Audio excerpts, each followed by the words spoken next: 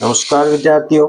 आज अपन बात करने जा रहे हैं अपनी औद्योगिक फसल यानी गन्ना, यानी जिसका उपयोग कच्चे माल के लिए औद्योगिक क्षेत्रों में किया जाता है, वो औद्योगिक फसल गन्ना। गन्ने के लिए क्या भौगोलिक दशाएं होती है, गन्ने की क्या विशेषताएं होती है, उनको अपन देखेंगे। तो ये आ जाती है औद्योगिक फसल।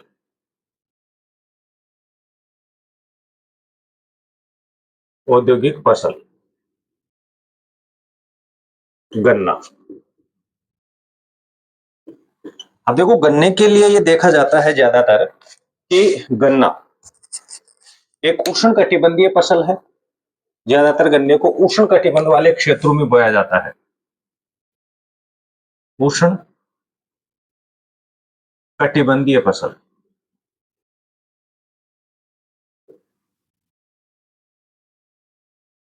उष्ण कटिबंधीय फसल है, खरीफ ऋतु की फसल है ये। खरीफ ऋतु में इसे बोया जाता है, यानी उष्ण कटिबंधीय क्षेत्र, ज्यादा तापमान वाले क्षेत्रों में, यानी अधिकतर इसका उत्पादन मध्य और दक्षिणी भारत में ही होता है। वहीं पर ज्यादातर इसे बोया जाता है, मध्य और दक्षिणी भारत, और वहां पर ज्यादा तापमान होता है। तो उष्ण कटिबंधीय क्षेत्रों में इस फसल को बोया जाता है और खरीफ की प्रमुख ऋतु मानी जाती है। भारत विश्व में अगर देखा जाए तो विश्व में सबसे ज्यादा ब्राजील ब्राजील गन्ने के उत्पादन में प्रथम स्थान रखता है और दूसरे स्थान पर भारत आता है। यानी भारत जो है ना, वो सेकंड स्थान पे है, जो लगभग 19.76% जो गेहूं इसका आपका गन्ने का जो है ना, वो उत्पादन करता है भारत। यानी अपने ये कह सकते हैं कि भारत लगभग 19% गन्ने का उत्पादन कर ब्राजील के बाद विश्व में दूसरे स्थान पर है। उष्ण कटिबंधीय प्रमुख फसल है। अब इसकी एक सबसे बड़ी विशेषता ये देखें कि गन्ने से जैसे शक्कर बनाई जाती है,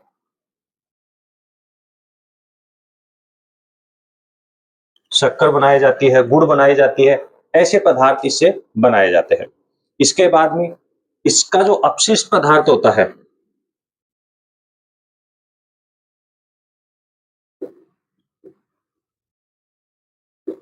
गन्ने का अपशिष्ट पदार्थ होता है सोरे। सोरे कहते हैं उसे, गन्ने का जो अपशिष्ट पदार्थ होता है उसे सोरे के नाम से जाना जाता है, सोरे। यानी ये क्या होता है कि गन्ने की पिरोई की जाती है, गन्ने की पिरोई की जाती है।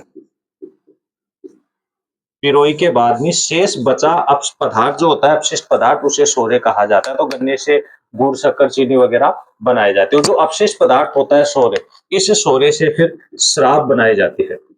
शराब बनाने के काम में भी इसे लिया जाता है। यानी कि जो गंदा पदार्थ होता है, अपशिष्ट पदार्थ होता है, कभी आप देखना अपन चीनी की जब जैसे चाशनी वगैरह बनाते हैं तो ऊपर एक गंदा पदार्थ से बच जाता है, वो ऐसे गंदा पदार्थ गन्ने की पिरोई के बाद है ना, वो ऐसा होता है। लेकिन एक बड़ी चीज ये होती है कि इस गन्ने में सुक्रोज की मात्रा पाई जाती है।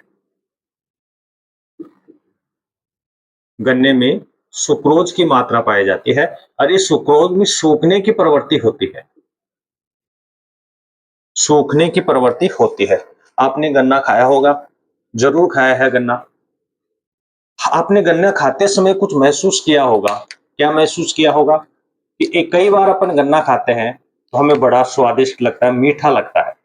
लेकिन कभी कभार कोई गन्ना ऐसा मिल जाता है हमें कि उसके खाने से मीठा कम लगता है, मुंह छिल जाता है, कम मीठा लगता है। इसका मतलब, यानी इसका मतलब क्या है कि जो अपन ने पहले गन्ना खाया जो ज्यादा मीठा था, उसमें तो सुक्रोज की मात्रा ज्यादा थी, इसलिए मीठा था। और बाद में जो खाया, जो कम मीठे वाला लगा, अच्छा नहीं लगा, उसमें सुक्रोज की मात्रा कम थी। तो यानी सुक्रोज की मात्रा इसमें पाई जाती है। ज्यादा मात्रा होगी तो ये ज्यादा मीठा होता है, कम मात्रा होती है उसमें सुक्रोज की मात्रा घट जाती है और ये इसमें मिठास की मात्रा कम हो जाती है। इसी कारण आपने देखा होगा कि चीनी जो मिलें होती हैं वो हमेशा गन्ना उत्पादक क्षेत्रों में ही लगाई जाती है। उन चीनी मिलों का गन्ना उत्पादक क्षेत्रों में लगाए जाने का सबसे बड़ा मूल कारण क्या है कि गन्ने को कटाई होने के तुरंत बाद उद्योगों में पिरोई के लिए ले जाया जाता है, उनसे रस निकाल लिया जाता है। जैसे खेतों में गन्ना कटा, उसी समय उसे ट्रकों में लादा जाता है और सीधा उद्योगों में पहुंचा दिया जाता है। और फसलों की तरह नहीं होता है कि उसकी कटाई कर ली, कुछ दिन खेतों में पड़ा रहा, कुछ दिन घर पर रख लेते हैं, फिर मंडी में ले जाते हैं, ऐसा कुछ नहीं होता है। अगर ऐसा होता तो उसकी मात्रा बहुत कम निकलती है, प्रभावित होता है, सुक्रोज की मात्रा घट जाती है। तो गन्ने को कटाई के तुरंत बाद उद्योगों में पिरोई के लिए ले जाया जाता है, ताकि उसे पूरा रस निकाल लिया जाता है।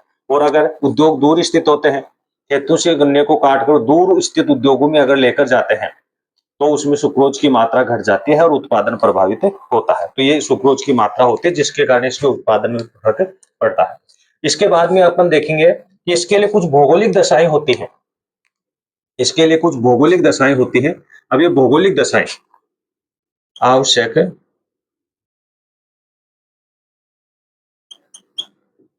भौगोलिक दशाएं,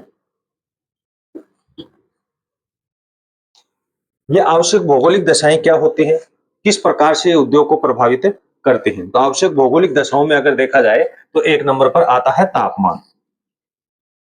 तापमान यानी अभी अपन ने पढ़ा है यह फसल उष्ण कटिबंधीय फसल है, यानी कि खरीफ ऋतु में बोए जाने वाली फसल है। इसके लिए साफ है, स्पष्ट है कि उष्ण कटिबंधीय क्षेत्रों में यानी खरीफ ऋतु में बोए जाने का मतलब उसमें तापमान की मात्रा ज्यादा चाहिए, ज्यादा तापमान सहन करने वाली ये फसल है। तो इसके लिए अमूमन ज्यादातर 20 से लेकर 30 डिग्री सेंटीग्रेड तापमान की आवश्यकता होती है। और उस समय ज्यादा तापमान की आवश्यकता होती है जब इसमें अंकुरण होता है।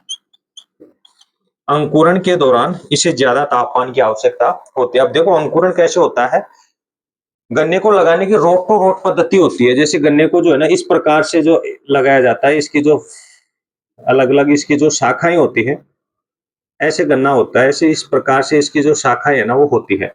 इस प्रकार की जो शाखाएं होती हैं तो इसमें जगह जगह आपने देखा होगा ऐसे उभार से उभार निकले हुए होते हैं, इनके पास में ऐसे उभार निकले हुए होते हैं। यही उभार जो है अंकुरण होता है। यानी जब इसको काटते हैं तो इसको यहाँ से काटा जाता है, ऐसे इसको यहाँ से काट लिया, यहाँ से काट लिया, यहाँ से काट लिया। तो एक नंबर का ये हो गया, दो नंबर का ये, तीन नंबर का ये, चार नंबर का ये। तो ऐसे उनको रोट टू रोट ऐसे लगाया जाता है। रोट टू रोट पद्धति से इसे ऐसे लगाते हैं। और जब ऐसे इसको लगा देते हैं तो इनमें जो ये जो भाग होते हैं ये यहाँ पर होते हैं, तो इनमें फिर अंकुरण ऐसे फूट जाता है, इनमें ऐसे अंकुरण आ जाता है। फिर तो इस अंकुरण के दौरान इसे ज्यादा तापमान की आवश्यकता होती है, क्योंकि ये जो अंकुरण जो छोटा छोटा उभार होता है ये इसी से जो है ना वो गन्ने का प्रस्फुटन होता है। तो गन्ना जो होता है उसको बीच में से काट काट कर जो है ना उसके भाग बनाए जाते हैं। अब आप कहोगे कि सर गन्ने को काटेंगे तो लंबे समय तक पड़ा रहेगा तो उसमें सुक्रोज की मात्रा कम हो जाएगी। तो ऐसा नहीं, तो गन्ना जो है ना लंबे समय तक चलता है। पूरे लगभग 13-14 महीने तक जो है ना वो गन्ना लगा हुआ होता है। खेतों में 13-14 महीने के आसपास तक गन्ना लगता है और उस समय उसकी कटाई कर दी जाती है। कटाई करते उसी से वापस उसके छोटे छोटे भाग करके दूसरी जगह खेतों में लगा दिया जाता है। तो ऐसे में अंकुरण के समय इसे ज्यादा तापमान चाहिए। दूसरे नंबर पे आ जाता है इसमें वर्षा, यानी वर्षा। उष्ण कटिबंधीय क्षेत्रों में विशेषकर खरीफ ऋतु में बोया जाता है। खरीफ ऋतु का समय क्या होता है, जून जुलाई से लेकर अक्टूबर नवंबर तक या सितंबर अक्टूबर तक। तो उस समय इसे वर्षा ज्यादा, पानी ज्यादा चाहिए, यानी कि 100 से लेकर 200 सेंटीमीटर वर्षा वाले जो क्षेत्र इसके लिए अच्छे माने जाते हैं, क्योंकि एक तो इन्हें वर्षा से पानी मिल जाता है और दूसरा सिंचाई के द्वारा इसकी पूर्ति की जाती है। तो ऐसे में इस प्रकार से लगाया जाता है, इसकी ऐसे नालियां बना दी जाती हैं, ऐसे नालियां बनी हुई होती है और यहाँ पर पानी छोड़ा जाता है। फिर ऐसे बिल्कुल ऐसे पानी जो है ना इस क्षेत्र में ऐसे फैल जाता है, इन नालियों के बीच में ऐसे फैल जाता है। ऐसे जगह जगह रो बनाई जाती है, नालियां से नालियां बनाकर उस नालियों के अंदर जो है ना इस गन्ने को लगाया जाता है। तो ऐसे इसको पूरे नालियों को भर दिया जाता है। फिर पानी को भूमि सोख लेती है और फिर कई दिनों तक ये इसकी नमी चलती रहती है। तो 100 से 200 सेंटीमीटर वर्षा इसके लिए चाहिए। 3 नंबर पर आता है इसके लिए मिट्टी, मिट्टी या मृदा, यानी इसके लिए दोमट मृदा या हल्की चिकनी, हल्की चिकनी मृदा अच्छी मानी जाती है इसके लिए। हल्की चिकनी मृदा अच्छी मानी जाती है क्योंकि इसमें अधिक पोषक तत्व वगैरह होते हैं और वो गन्ने की पैदावार को बढ़ाने में सहायक होते हैं, गन्ने को ज्यादा मोटा और लंबा बनाने में सहायक होते हैं। फिर आ जाता है 4 नंबर पर धरातल। धरातल यानी अब धरातल में देखा जाए तो इसके लिए धरातल का समतल होना चाहिए, जरूरी है, क्योंकि इस प्रकार से नालियां बनाकर जो है ना उसको पानी उपलब्ध करवाया जाता है। अगर धरातल समतल होगा तो नालियों से पानी सही जाएगा, नहीं तो अगर ढालू भूमि होगी तो पानी दौड़कर ढाल ढाल के अनुसार है ना वो पानी दौड़कर आगे की ओर चला जाएगा। तो ऐसी स्थिति में इसके लिए क्या चाहिए, समतल धरातल होना चाहिए, लेकिन उत्तम जल निकास यानी कि मंद ढाल होना चाहिए, ताकि पानी भूमि सोखती रहे और धीरे धीरे आगे बढ़कर वो पानी निकलता रहे। यानी कि धरातल कैसा होना चाहिए, समतल तथा उत्तम जल निकास युक्त, उत्तम जल निकास युक्त धरातल का होना बहुत ही जरूरी है। 5 नंबर पे आ रहा है श्रमिक। देखो इसमें सस्ते और कुशल श्रमिक, हर फसल में अपन ये देखते हैं कि सस्ते और कुशल श्रमिक होने चाहिए, सस्ते और कुशल श्रमिक। तो लेकिन इसमें देखो अभी अपन ने चर्चा किया कि यानी 12 महीने के आसपास 13-14 महीने तक ये गन्ने की फसल है ना वो खड़ी रहती है, और उसकी जो ऐसे नालियां बनाई जाती है, तो एक नाली यहाँ होगी, एक यहाँ होगी, एक नाली यहाँ होगी, बीच में 1-2 फीट का गैप है ना वो छोड़ा जाता है नालियों बनाकर। तो उनकी में घास फूस वगैरह जो है ना वो हो जाता है, एक गन्ना यहाँ लग गया, एक यहाँ लग गया, इसके बीच में कुछ स्पेस होता है तो उसमें भी घास फूस अपशिष्ट जो जैसे खरपतवार वगैरह कहते हैं वो उग जाता है, तो उसकी कटाई छटाई के लिए जो है ना श्रमिकों की आवश्यकता होती है। लंबे समय तक उसमें कटाई छटाई करनी रहती है। अगर उसकी कटाई छटाई नहीं होती है तो ये जो खरपतवार होते हैं वो गन्ने को जो पोषक तत्व अपन प्रदान करते हैं कृत्रिम तौर पर या प्राकृतिक तौर पर, जो भूमि से उन्हें पोषक तत्व मिलते हैं उनको वो खुद सोख लेते हैं, तो गन्ने को कम मिल पाएगा और उसकी ग्रोथ कम हो पाएगी। तो ऐसे में सस्ते और कुशल श्रमिक होने चाहिए ताकि इसमें लंबे समय तक श्रमिकों की आवश्यकता होती है। उसके बाद में छठा पॉइंट है इसका खाद व उर्वरक। खाद व उर्वरक, तो यानी कि खाद और उर्वरक में अगर देखा जाए तो गोबर की खाद अच्छी मानी जाती है, जैविक खाद अच्छी मानी जाती है और रासायनिक खाद अच्छी मानी जाती है, रासायनिक उर्वरक। यानी गोबर जैविक की खाद तो अपन भूमि में पहले डालते हैं, फसल की बुआई से पहले उसको खेत को उथल पुथल करने के लिए, और रासायनिक खाद उर्वरक जो है ना वो बाद में दिया जाता है, उसमें कुछ कीटनाशक पदार्थ भी होते हैं। जैसे आपने देखा होगा गन्ने के अंदर वो लाल कीड़े वाली जो है ना वो समस्या होती है, कभी गन्ना खाया होगा तो उसमें देखा होगा गन्ने में छेद बने हुए थे, लाल रंग का जो है ना पदार्थ होता है, तो लाल रंग के कीड़े की समस्या इसमें होती है। तो ऐसे उस चीज से बचने के लिए फिर रासायनिक उर्वरक या रासायनिक कीटनाशक पदार्थ गन्ने के ऊपर छिड़काव उनका किया जाता है ताकि इस प्रकार की बीमारी से उसे बचाया जा सकता है। तो इस प्रकार से ये लगभग आवश्यक इसकी भौगोलिक दशाएं हैं जो गन्ने के अनुकूल वातावरण उत्पन्न करती है। अब इसका वितरण आता है, वितरण को अपन मानचित्र के माध्यम से समझेंगे कि किस प्रकार से गन्ने के उत्पादन के अनुकूल वातावरण उपलब्ध है।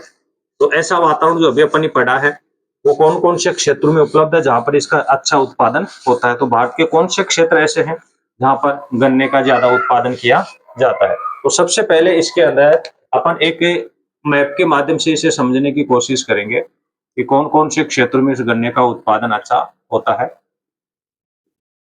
वितरण में अगर देखा जाता है तो सबसे अच्छा उत्पादन जो है ना अपना उत्तर प्रदेश में होता है।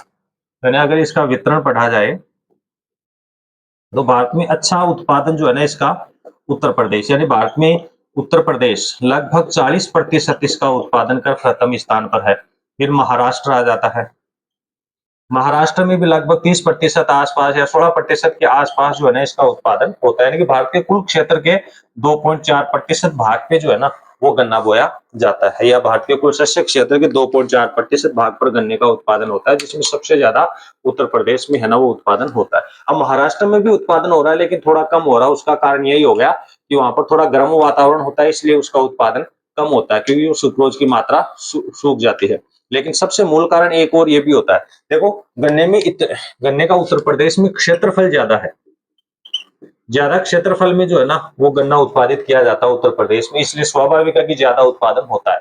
महाराष्ट्र में कम क्षेत्र पे गन्ने का उत्पादन होता है, ज्यादा उत्पादन होता है कम क्षेत्र के ऊपर। वहां का कारण क्या है? समुद्र का समकारी प्रभाव, समुद्र का समकारी प्रभाव, यानी कि न वहां पर ज्यादातर नमी वगैरह बने रहने के लिए गन्ने के अनुकूल जो है ना वो वातावरण उपलब्ध हो जाता है। इसके बाद में कर्नाटक भी आता है, तमिलनाडु आ जाता है,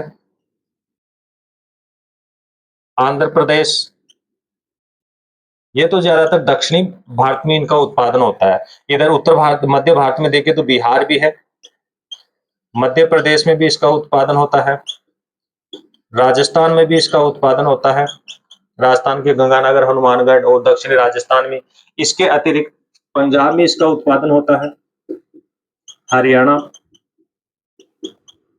इनमें ज्यादातर इसका उत्पादन होता है। तो यानी कि अपन इस मानचित्र में देखें तो ये पंजाब वाला भाग हो गया, हरियाणा वाला भाग, राजस्थान का गंगानगर, हनुमानगढ़, तब आपका बारा हो गया, कोटा हो गया, झालावाड़ वाला क्षेत्र हो गया, गुजरात का क्षेत्र हो गया।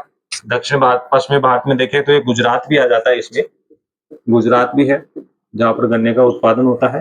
गुजरात वाला क्षेत्र हो गया, ये इधर महाराष्ट्र वाला क्षेत्र हो गया, कर्नाटक, तमिलनाडु वाला क्षेत्र हो गया, आंध्र प्रदेश वाला, मध्य प्रदेश का क्षेत्र, और सबसे ज्यादा ये उत्तर प्रदेश वाला क्षेत्र हो गया जहाँ इसका उत्पादन होता है। इधर बिहार में भी होता है, कुछ हद तक पश्चिम बंगाल वाले क्षेत्र में भी इसका उत्पादन हो जाता है। तो ऐसे में ये क्षेत्र है जहाँ पर इसका उत्पादन ज्यादा होता है। तो ऐसे में गन्ना उत्पादन के सबसे अनुकूल जो वातावरण होता है वो दो ही राज्यों में ज्यादातर मिल रहा है। एक तो इस उत्तर प्रदेश वाले क्षेत्र में मिल रहा है और एक इस महाराष्ट्र वाले क्षेत्र में मिल रहा है। ऐसे तो फिर और भी क्षेत्र है, जैसे गुजरात में भी होता है, ये राजस्थान भी हो गया, ये पंजाब हो गया, हरियाणा हो गया, इसके अलावा कर्नाटक में भी उत्पादन हो रहा है, ये आपका तमिलनाडु हो गया, आंध्र प्रदेश, कुछ हद तक पश्चिम बंगाल में भी हो जाता है, और ये बिहार हो गया। यानी ऐसे क्षेत्र में उत्पादन होता है, लेकिन सबसे ज्यादा उत्तर प्रदेश का और महाराष्ट्र का क्षेत्र है जहां पर सबसे ज्यादा गन्ने का उत्पादन होता है।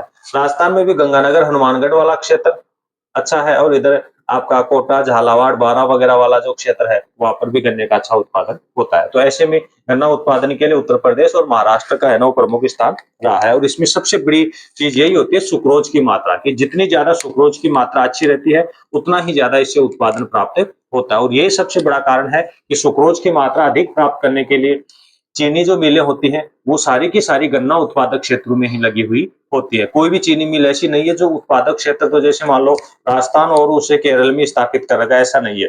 उत्तर ज्यादातर आपको चीनी मिलें महाराष्ट्र और उत्तर प्रदेश में ही मिलेंगी। क्यों? क्योंकि वहां पर गन्ना उत्पादक क्षेत्र भी ज्यादा है। जैसे मान लो राजस्थान है, राजस्थान के गंगानगर और हनुमानगढ़ में गन्ने का उत्पादन होता है, तो गंगानगर में एक शुगर मिल लगा रखे, the Ganganagar sugar mills limited के नाम से उसमें जाना जाता है। इधर आपका कोटा, बारा, झालावाड़ वाला हो गया, वो केशवराय वहां पर मिल लगा रखी है। बारह में केशवराय पाटल, भोपाल सागर, इस नाम से जो है ना वो मिल लगा रखे हैं। तो यानी कि जहां पर गन्ने का उत्पादन होता है उस गन्ने उत्पादक क्षेत्रों में इस गन्ने की मिल यानी चीनी मिल लगाई जाती है, ताकि गन्ने से प्राप्त सुक्रोज की मात्रा का पूरा उपयोग करके उत्पादन को बढ़ाया जा सकता है। तो ऐसे में ये गन्ना एक औद्योगिक फसल थी जो उद्योगों के लिए प्रमुख कच्चा माल प्रदान करती थी। आगामी वीडियोज में अपन बागाती फसल लेके आएंगे, या पेय फसल जिन्हें कहते हैं, यानी कि ऐसी फसलें जिनका उपयोग अपन पीने के रूप में काम में लेते हैं। अपना वीडियो लगातार देखते रहे, लाइक, शेयर और सब्सक्राइब भी इसे करवाते रहिए ताकि हमारे वीडियो अधिक लोगों तक पहुंचते रहे।